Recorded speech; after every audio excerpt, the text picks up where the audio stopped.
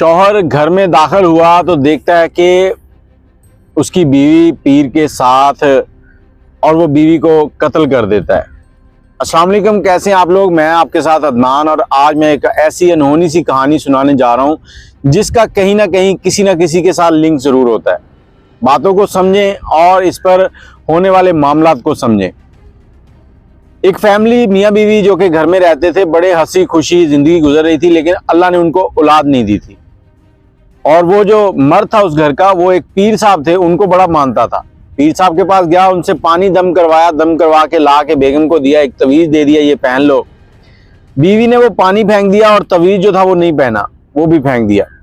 शौहर शाम को आया, पूछा पानी, उसने कहा बाहर फेंक दिया है, तवीज़ वो भी फेंक दिया है। शौहर उससे लड़ाई करता है, उसको कहता है तू बेवकूफ़ है, तू फलान है, टिमकान है, इस तरह से बड़ी बुरी बुरी बातें कहता है। औरत खामोशी से सुनती है, शौहर को समझाती है कि इससे कुछ नहीं होता, आप अल्लाह पे भरोसा रखो, अल्लाह ताला ने देना है सब कुछ, जो भी देना है। मर्द जो होता है वो पीर के ऊपर पक्का होता है। वो कुछ दिनों के बाद टाइम निकालता है, फिर पीर साहब के पास जाता है। पीर साहब को कहता है कि मेरी बीवी बड़ी बज़ात है, उसने आपका दिया हुआ पानी फेंक दिया, इस तरह किया, सारी कहानी सुनाता है। अब पीर साहब कहते हैं कि तूने टेंशन नहीं लेनी, ये मैं दोबारा आपको तवीज़ दे रहा हूँ, पानी दे रहा हूँ, ये पानी जो है ना, इसके अंदर और पानी डालते रहना, जैसे ये कम हो जाए इसमें और डाल लेना है, इसको पीते रहना है जब तक आपका बच्चा पैदा नहीं हो जाता। और ये तावीज़ गले में डालना है, ये भी तब तक ही डालना है जब तक बच्चा दुनिया में ना आ जाए। अब वो दोबारा लेके घर पहुंचता है, बीवी को जाके देता है, कहता है ये देखो पीर साहब बड़े अच्छे दिल के मालिक हैं, उन्होंने तुम्हारी इस गुस्ताखी की बावजूद भी तुम्हें ये तवीज़ दे दिया है। औरत कहती है जाओ उस बाबे को कहीं दफा करो, मैं कहती हूँ कि ये सब ढोंगी हैं। वो कहता है तुम पागल हो गई हो। औरत मुस्कुराते हुए कहती है कि मुबारक हो, आप बाप बनने वाले हैं, हमने पानी भी नहीं पिया, तवीज़ भी नहीं पहने, अल्लाह ने हमें औलाद की नेमत से नवाजा है, मैं हामला हूँ। अब मर्द ये बात सुनता है, आग बगोला हो जाता है, कहता है कि पीर के बगैर तुम कैसे हामला हो गई, पीर का पानी नहीं पिया, तवीज़ नहीं पहना, तुम हामला कैसे हो गई, तुम गलत हो, तुमने कहीं मुंह काला किया। टांग मारता है उसके पेट पे और उसको धक्के देके बाहर निकालता है, गली में खड़ा होकर ऊंची आवाज में कहता है कि मैंने तुम्हें तलाक दे दी। अब तलाक दी उसको, वो बेचारी रोती पीटती अपने घर वालों को इतला देती है, वो आते हैं, उसको लेके जाते हैं। उसकी हालत ऐसी होती है कि वो घर जाने के काबिल नहीं होती, उसको डायरेक्ट हॉस्पिटल लेके जाते हैं। मिसकैरेज हो जाता है, बच्चा जो था पेट में वो ज़ाया हो गया। अब वो औरत बेचारी परेशान अपने माँ बाप के घर चली गई। ये बदबख्त इधर घर में कुछ वक्त गुजरा, दूसरी शादी कर ली। अब जो दूसरी शादी की जिस औरत से की, उसकी पहले से तलाक हो चुकी थी। अब वो इसके साथ आके रहने लगी, डरी डरी सहमी कि पहले तलाक हो चुकी है, मुझे हर काम अच्छे से करना है, अपने शौहर को खुश करना है, क्योंकि ये जो तलाक का दाग है ना, ये बड़ा बुरा है। और शौहर जो है वो वही पीर फकीर। कुछ वक्त गुजरता है, इनको औलाद नहीं होती, पीर साहब के पास चला जाता है। पीर साहब कहते हैं ठीक है, तुम अपनी बेगम को यहाँ ले आना, मैं दम कर दूंगा। अब वहां लेके जाता है पीर साहब, पहले उसके पेट पे हाथ रखते हैं, हाथ रख के तो उंगली घुमाते हैं, फिर कहते हैं कि तुम मुंह उधर कर लो, मुझे इनके पेट पे ना दम करना है, तुम्हारे इस तरफ देखते हुए फिर वो ठीक नहीं होता। अब पीर साहब ने कपड़ा उठाया, औरत शर्म से पानी पानी हो रही है, शर्मिंदा है कि मेरा शौहर सामने खड़ा है, दूसरी तरफ मुंह करके ये दूसरा मर्द मेरे जिस्म को हाथ लगा रहा है। अब वो हाथ सिर्फ पेट के ऊपर ही नहीं था, बहुत सी जगहों पे इधर उधर घूम रहा था। कुछ देर के बाद उसने कहा जी मैंने दम कर दिया है, आप चले जाओ, इंशाल्लाह हो जाएगा। अब महीना गुजरा, फिर मुरीद ने पीर को फोन किया कि पीर साहब कुछ नहीं हुआ। पीर साहब कहते हैं यार तुम्हारा मसला जो है ना वो संगीन है, तुम्हारे घर पे आके 7 दिन रहना पड़ेगा, ये 7 दिन का चिल्ला होगा वो काटना पड़ेगा, एक 7 दिन का विरद है वो करना पड़ेगा। पीर साहब ने नया शिकार ढूंढ लिया था, न जाने कैसे इस तरह की जहनियत बना लेते हैं ये लोग, इनको शायद मरना याद नहीं रहता।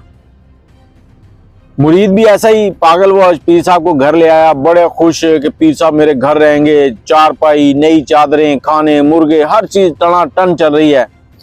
अब 2 दिन पीर साहब ने कोशिश की लेकिन नाकाम रहे। अब पीर साहब मुरीद के कान भर रहे हैं कि तुम्हारे घर में कोई जिन है, इस औरत के अंदर भी जिन है, तो उसको निकालना पड़ेगा। तीसरे दिन कुछ चीज़ें मंगवाता है शाम को कि आज रात को हम चिल्ला काटेंगे, और उस लड़के को कहता है कि तुमने ये बाहर बैठना है, मैं अंदर इसके ऊपर ये विरद करूंगा, तुमने अंदर नहीं आना, जितनी मर्जी शोर शराबा हो जाए, क्योंकि इसमें जो जिन है ना, अगर तुम अंदर आ गए तो हो सकता है इसकी जान ले जाए। कहता ठीक है पीर साहब, जैसे आपका हुक्म।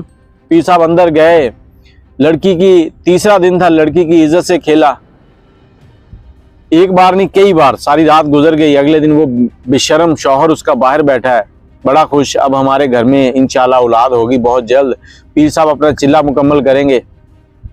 पीर साहब की मौजें लगी हुई थी। अगला दिन फिर पीर साहब ने कोई कोशिश की, लेकिन औरत ने बच बचा के ना कोशिश की, और साथ ही वो शौहर को बताना भी चाहती है। शौहर को थोड़ा सा इशारा देती है, शौहर आगे से बीवी को डांटता है कि तुम पागल हो, उनके पास इतनी लौंडियां वहां बैठी होती है, वो तो आंख उठा के नहीं देखते, तुम्हें उन्होंने क्या कहना, इतनी उम्र हो गई है तुम्हारी। औरत परेशान है। अगले दिन शौहर चला गया काम पर, पीर साहब घर में अकेले हैं। औरत उससे बचती बचाती कभी इस कमरे कभी उस कमरे, पीर साहब उसके पीछे पीछे हैं। अब उसने क्या किया कि पीर साहब जब उसको ज्यादा तंग करने लगे ना, तो उसने शौहर को कॉल मिला दी। शौहर ने कॉल अटेंड की और मोबाइल जो है उसने चारपाई पे रख दिया। पीर साहब अब औरत के साथ दस दराजी कर रहे हैं, औरत शोर मचा रही है, पीर साहब भी उसको खींच रहे हैं। अब वो आवाजें सुन रहा है, कोई आवाज उसको समझ नहीं आ रही क्या हो रहा है, शोर शराबा हो रहा है घर में। वो जल्दी से वहां से निकलता है, निकल कर आता है और घर पहुंचता है। दरवाजा खोल के अंदर देखता है कि पीर साहब उसकी बेगम के कपड़े खींच रहे हैं, कपड़े खींच रहे हैं। औरत के जिस्म के ऊपर जो कपड़े हैं वो फटे हुए हैं काफी। अब इस शख्स को गुस्सा आता है, कुल्हाड़ी उठाता है, पास दरवाजे के जो पड़ी हुई थी लकड़ियां काटने वाली, गांव में घर था, कुल्हाड़ी उठाता है, उठा के बड़े गुस्से में आगे जाता है। पीर भी डर गया। औरत कहती कि आज मेरा मुहाफिज आ गया, आज इसको छोड़ेगा नहीं, आज इसको गुस्सा आ गया। उस खबीर शख्स ने वो कुल्हाड़ी जो है औरत के सर में दे मारी, औरत मौके पे मर गई। पीर को मारने लगा, पीर बच गया, भाग गया। पुलिस आई, पुलिस ने सारा वकूआ देखा, गिरफ्तार हो गए। अगले दिन जो अखबार थे उसमें जो सुर्खियां छपी थी वो इस वाक़े से भी ज्यादा गंदी थी कि शौहर ने अपनी बीवी को कत्ल कर दिया जब उसने अपनी बीवी को अपने पीर के साथ रंग रलियां मनाते हुए देखा। हमारे मुआशरे में औरत के साथ अक्सर ऐसे ही होता है। औरत बेचारी ने कितनी कोशिश की उस पीर से बचने की, लेकिन शौहर तुला हुआ था कि पीर साहब पानी दम करके देंगे तो ये ठीक होगी। खबर जंगल में आग की तरह फैली, मीडिया पर चलने लगी कि शौहर ने बीवी को कत्ल कर दिया। उसकी जो पहली बीवी थी वो टीवी देख रही थी, न्यूज सामने आई, जब उसने देखा कि ये मेरा पहले वाला शौहर है और पूरी स्टोरी जब चलती हुई देखी तो उसने अल्लाह से तौबा की और अल्लाह से माफी मांगी कि या अल्लाह तेरा शुक्र है तूने मुझे इस जैसे खबीस इंसान से छुटकारा दिला दिया। उस छुटकारे के बदले उसका एक बच्चा तो जाया हो गया, लेकिन उस औरत की बाद में शादी हो गई, दूसरा शौहर उसको बहुत ही अच्छा मिला, बहुत उसकी केयर करता था, बड़ा प्यार करता था। एक उसके जहन में जो मर्द का चेहरा था कि पहले वाला खौफनाक, दूसरा इतना प्यारा, तो उसको अल्लाह की तकसीम के ऊपर जो गिला था वो खत्म हो गया। उसने कहा या अल्लाह तू जो भी करता है ठीक करता है, तूने मुझे उससे छुटकारा दिला दिया, मेरी जिंदगी बच गई। वो शख्स जो था वो अपनी एक बीवी की जान ले गया, एक बीवी के बेटे की जान ले गया। अस्तगफिरुल्लाह, अल्लाह पाक ऐसे लोगों को हिदायत दे जो पीरों फकीरों के चक्रों में रहते हैं। मैं सब पीरों फकीरों को नहीं कहता, चंद एक ऐसे भी हैं जो अच्छे हैं, जो अपने मुरीदों को सिर्फ अल्लाह से मांगना सिखाते हैं, अल्लाह की तरफ लौ लगाना सिखाते हैं। और कुछ ऐसे ढोंगी भी हैं जो अपने मुरीदों की बीवियां बेटियां ताड़ते हैं।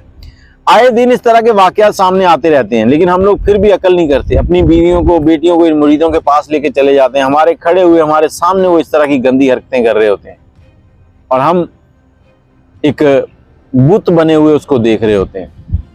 अपनी राय कमेंट में जरूर दीजिएगा, दुआ में याद रखिएगा। अल्लाह हाफिज।